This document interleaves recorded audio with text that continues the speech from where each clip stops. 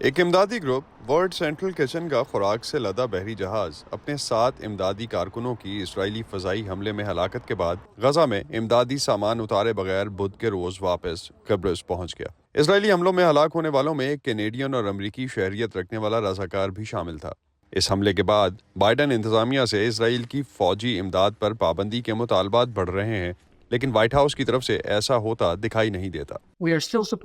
ہم اب بھی ان کے اپنے دفاع کے حق کی حمایت کر رہے ہیں اور ہم اسے جاری رکھیں گے۔ ہم یہ بھی دیکھیں گے کہ تحقیقات کا کیا نتیجہ نکلتا ہے۔ میں ان فیصلوں پر بات نہیں کروں گا جو ابھی تک نہیں ہوئے۔ اسرائیل ہر سال سب سے زیادہ یعنی تقریباً 4 ارب ڈالر کی امریکی امداد حاصل کرنے والا سب سے بڑا ملک ہے۔ اس میں زیادہ تر فوجی امداد ہے۔ امریکی قانون کے تحت انتظامیہ کو 2.5 کروڑ ڈالر سے زیادہ کے ہتھیاروں کی اسرائیل کو منتقلی کے بارے میں کانگریس کو آگاہ کرنا ہوتا ہے۔ امریکی محکمہ خارجہ کی ہتھیاروں کی منتقلی کے شعبے کے سابق ڈائریکٹر جوش پال کے مطابق 7 اکتوبر کے حماس کے حملے کے بعد سے اس بارے میں اب تک 4 بار کانگریس کو آگاہ کیا گیا ہے۔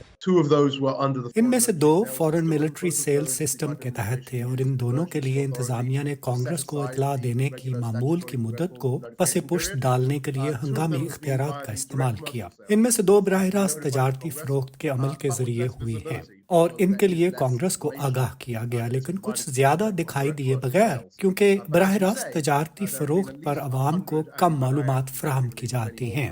اس کے علاوہ محکمہ دفاع کے ایک اہلکار نے نام ظاہر نہ کرنے کی شرط پر وائس آف امریکہ سے بات کرتے ہوئے واشنگٹن پوسٹ کی اس خبر کی تصدیق کی کہ 7 اکتوبر سے کانگریس کو بتائے بغیر اسرائیل کو ہتھیاروں کی 100 سے زیادہ کھیپیں منتقل کی جا چکی ہیں، کیونکہ ان پیکیجز کو 2.5 کروڑ ڈالر کی حد سے نیچے رکھ کر ترتیب دیا گیا تھا۔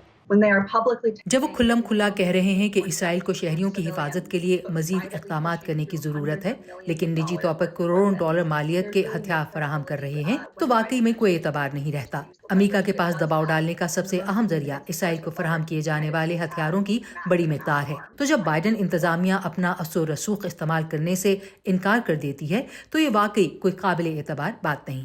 ہیری ٹرومن کی جانب سے 1948 میں اسرائیل کو اس کے قیام کے صرف چند منٹ بعد تسلیم کیے جانے کے بعد سے تمام امریکی صدور نے تقریباً غیر مشروط طور پر اس ملک کی حمایت کی ہے، سوائے صدر جارج H.W. بش کے، جنہوں نے 1991 میں اسرائیل کو 10 ارب ڈالر کے قرض کی ضمانت کے بدلے فلسطینی زمین پر مزید بستیاں تعمیر نہ کرنے کا الٹیمیٹم دیا تھا، اور اس ترکیب نے کام بھی کیا، لیکن سبھی اس بات سے متفق نہیں ہیں کہ امداد پر پابندی سے تبدیلی آ سکتی ہے۔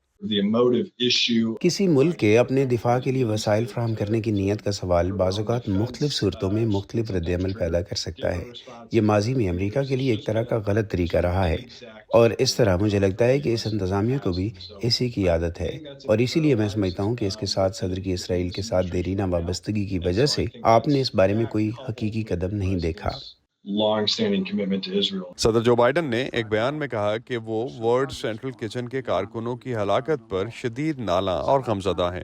یہ ان کی طرف سے اسرائیل کے جنگی طرز عمل پر تازہ ترین سخت سرزنش ہے۔ پھر بھی وہ اس سوال کا جواب دینے سے انکار کرتے ہیں جو بہت سے لوگ ان سے جاننا چاہتے ہیں۔